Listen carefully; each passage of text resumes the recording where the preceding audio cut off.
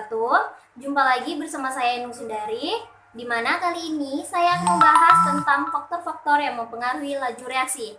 Nah, sebelum memasuki pembelajaran, ada baiknya kita mengucapkan dalam kehidupan sehari-hari, seringkali kita jumpai reaksi kimia.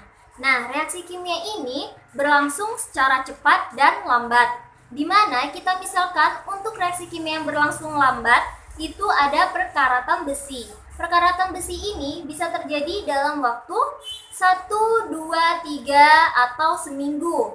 Nah, kalau misalnya untuk reaksi yang berlangsung cepat, itu kita misalkan sebagai tablet vitamin C, di mana ketika kita melarutkan tablet vitamin C ke dalam air, maka reaksi yang terjadi atau tablet vitamin C itu akan larut dalam air selama 1 atau 2 menit. Nah, itu semua dikarenakan kecepatan reaksi atau laju reaksi. Di sini kita akan masuk ke dalam definisi laju reaksi. Jadi, laju reaksi didefinisikan sebagai laju berkurangnya konsentrasi reaksi tiap satu satuan waktu atau laju bertambahnya konsentrasi produk reaksi tiap bertambahnya konsentrasi produk reaksi tiap satu satuan waktu. Nah, di sini ada contoh jika terdapat reaksi A dan B. Jadi, untuk A-nya ini merupakan reaksi dan yang B ini merupakan produk. Mengucapkan Bismillahirrahmanirrahim agar materi yang disampaikan dapat dipahami dengan baik. Jadi, dari contoh yang telah saya sebutkan, maka bisa ditulis rumus laju reaksinya sebagai berikut ini. Nah, kita masukkan VA sama dengan minus selisih dari konsentrasi A per selisih T. Atau VB sama dengan plus selisih konsentrasi B per selisih T. Nah, kalian bisa lihat di sini merupakan tanda minus. Minus ini bisa kita lihat dari contoh yang A menjadi B, di mana dia di sini bisa menjadi minus karena A ini merupakan reaksi. Reaksinya akan berkurang. Dia akan bertambah ke B. Jadi A-nya ini berkurang, maka di sini kita tulis min. Nah, sebaliknya untuk B ini dia akan bertambah. Dia bertambah dari yang A ini, maka dia menjadi plus. Untuk keterangannya, V sama dengan laju reaksi, di mana satuannya ini molar per second. Untuk delta konsentrasi A, perubahan konsentrasi reaksi ini satuannya molar. Yang ini delta konsentrasi B, yaitu dia merupakan perubahan konsentrasi produk reaksi, satuannya sama juga yaitu molar. Untuk delta T sama dengan perubahan waktu, satuannya second. Nah, yang ini min sama dengan menunjukkan zat reaksi kurang, yang untuk plus sama dengan menunjukkan produk reaksi bertambah. Di sini saya akan masuk ke dalam faktor-faktor yang mempengaruhi laju reaksi, di mana faktor yang pertama yaitu ada konsentrasi zat. Nah, semakin besar konsentrasi zat yang direaksikan, maka semakin cepat laju reaksinya. Untuk contohnya, kita misalkan di sini ada asam klorida atau HCl, yaitu dengan konsentrasi 2 molar akan lebih cepat bereaksi dibandingkan dengan HCl yang 1 molar. Oke, untuk yang faktor yang kedua yaitu ada luas permukaan bidang sentuh, di mana semakin besar luas permukaan bidang sentuh, maka laju reaksinya akan semakin besar. Contoh dalam kehidupan sehari-hari yaitu ketika kita meminum obat. Nah, obat yang berbentuk serbuk akan lebih cepat larut dalam air bila dibandingkan dengan obat yang berbentuk tablet. Di sini saya contohkan dengan sederhana, di mana untuk obat yang tablet akan terjadi tumbukan atau reaksi hanya pada permukaan tablet tersebut. Nah, sementara untuk yang serbu akan terjadi pada setiap butiran pada serbu obat tersebut nih di sini. Jadi dapat disimpulkan bahwa obat yang serbu tersebut akan cepat larut. Maka obat serbu tersebut memiliki bidang sentuh yang lebih luas. Contoh yang ketiga yaitu di sini ada suhu. Jadi, semakin tinggi suhu, maka laju reaksinya akan semakin besar. Nah, kita contohkan ketika kita melarutkan gula ke dalam air panas, maka gula tersebut akan cepat larut dibandingkan dengan gula yang dilarutkan ke dalam air dingin. Ini ada tekanan dan volume. Jadi, tekanan dan volume ini saling berkebalikan. Nih, misalnya, jika tekanan diperbesar atau volume diperkecil, maka laju reaksinya semakin besar. Nah, jika tekanan diperkecil atau volume diperbesar, maka laju reaksi akan semakin kecil. Kita contohkan nih, ketika kalian memasak air pada panci yang ditutup, maka airnya itu akan cepat mendidih dibandingkan dengan memasak air di dalam panci yang terbuka. Kita masuk ke dalam faktor laju reaksi yang kelima, di mana di sini ada katalisator. Katalisator ini merupakan zat yang ditambahkan ke dalam reaksi yang berfungsi untuk mempercepat reaksi tetapi tidak ikut bereaksi, yaitu dengan cara menurunkan energi aktivasinya atau dilambangkan dengan EA dari suatu reaksi. Jadi EA ini merupakan energi minimum yang harus dimiliki agar suatu reaksi kimia dapat terjadi. Jadi energi aktivasi ini dimiliki oleh setiap reaksi kimia. Nah, jadi fungsinya katalisator ini akan menurunkan nilai dari energi aktivasi tersebut. Contoh dari katalisator di sini ada V2O5 atau vanadium pentaoksida. Sekarang kita masuk ke dalam hubungan antara laju reaksi dengan suhu, di mana rumusnya di sini ada V2 sama dengan V1 dikali delta V dengan pangkat T2 dikurang T1 per delta T. Nah, untuk keterangannya di sini V1 sama dengan laju reaksi pada T1, V2 sama dengan laju reaksi pada T2. T1 di sini suhu mula-mula dan T2 di sini yaitu suhu akhir. Nah, untuk delta V yaitu merupakan koefisien kenaikan laju reaksi. Untuk delta T sama dengan koefisien kenaikan suhu. Selanjutnya yaitu karena V berkebalikan dengan T, maka V sama dengan 1 per T. Nah, bisa dituliskan jika waktu yang ditanya di sini ada T2 sama dengan T1 dikali 1 per delta V dengan pangkat T2 dikurang T1 per delta T. Dengan keterangannya di sini ada T1 yaitu waktu mula-mula, T2 merupakan waktu akhir.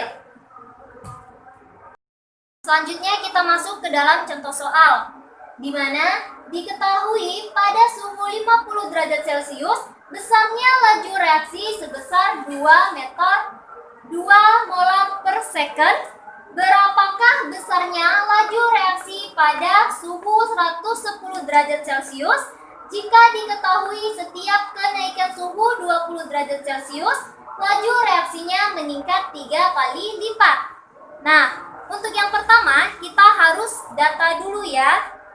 Yang diketahui di sini ada suhu 50 derajat Celcius yaitu suhu mula-mula sama dengan 50 derajat Celcius. Berapa besarnya laju reaksi sebesar 2 molar per second?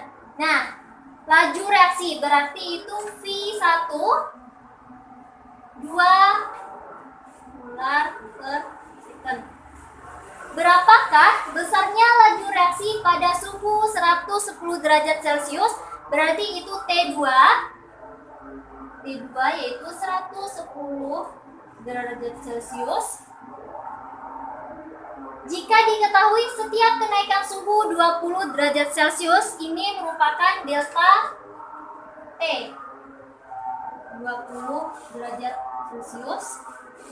Laju reaksinya meningkat 3 kali lipat. Di sini merupakan delta V sama dengan 3. Yang ditanya yaitu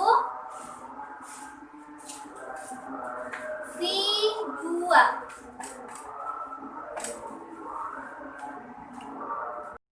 Oke, selanjutnya kita masukkan ke dalam rumus, di mana di sini ada V2 sama dengan V1 dikali delta V dengan pangkat T2 dikurang T1 per delta T.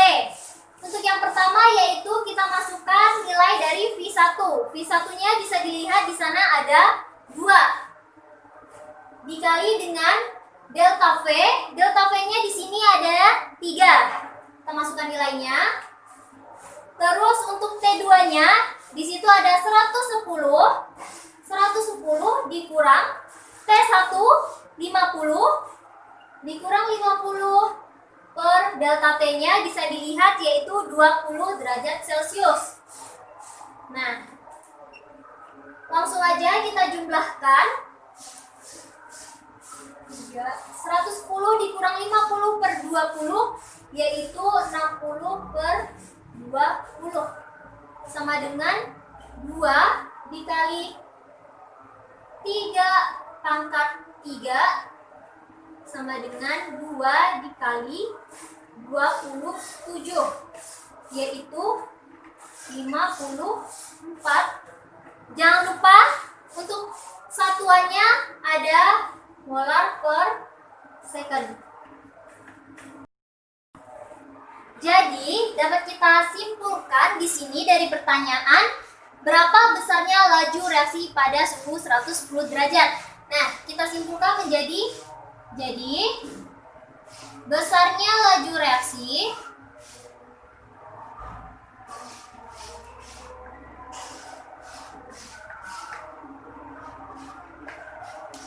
adalah 54 meter per second. Kita masuk ke dalam contoh soal yang kedua. Di sini ada suatu reaksi berlangsung 2 kali lebih cepat setiap kenaikan suhu 15 derajat Celcius. Jika pada suhu 80 derajat Celcius, reaksi ini memerlukan waktu 25 detik, maka tentukan waktu yang dibutuhkan reaksi ini pada suhu 50 derajat Celcius. Yang pertama, kita lihat dulu apa yang diketahui. Nah, suatu reaksi berlangsung 2 kali lebih cepat, berarti itu delta V. Jadi, delta V-nya ini 2 kali. Jadi, 2 ya. Kita tulis 2. Setiap kenaikan suhu 15 derajat Celcius, yaitu itu merupakan delta T. 15 derajat Celcius ini. Oke, di sini pada suhu 80 derajat yaitu merupakan T1 ya. T1 sama dengan 80 derajat Celcius. Memerlukan waktu 25 detik. Berarti ini T1 yang kecil. 25 detik.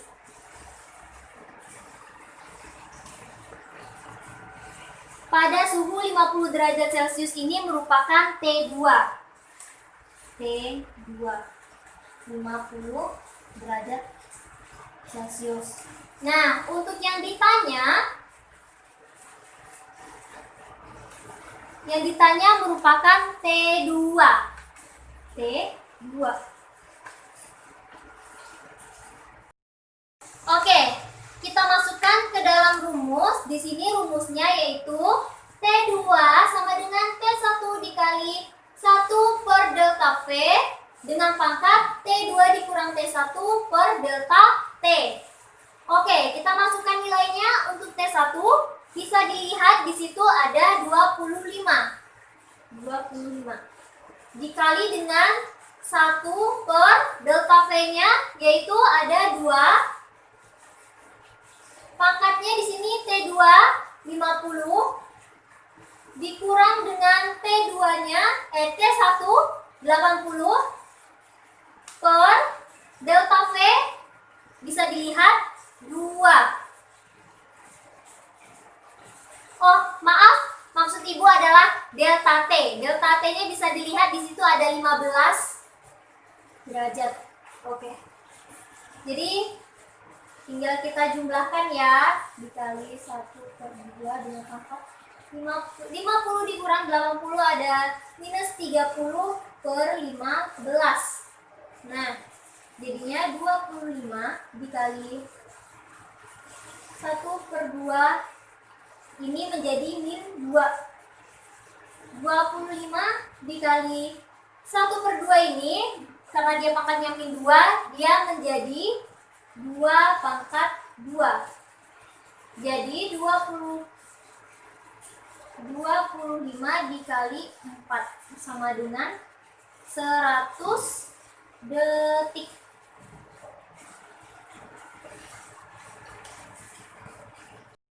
Baiklah, di sini saya menyediakan 2 latihan soal di mana ini bisa membantu kalian dalam memahami materi yang telah dijelaskan. Nah, untuk soal yang pertama yaitu diketahui pada suatu reaksi kenaikan suhu sebesar 10 derajat Celcius dapat memperbesar laju reaksi menjadi 2 kali lipat. Jika pada suhu 35 derajat Celcius reaksi berlangsung selama 40 menit. Tentukan waktu untuk berlangsungnya reaksi pada suhu 65 derajat Celcius. Jadi, pada soal yang pertama yang ditanyakan itu merupakan T2.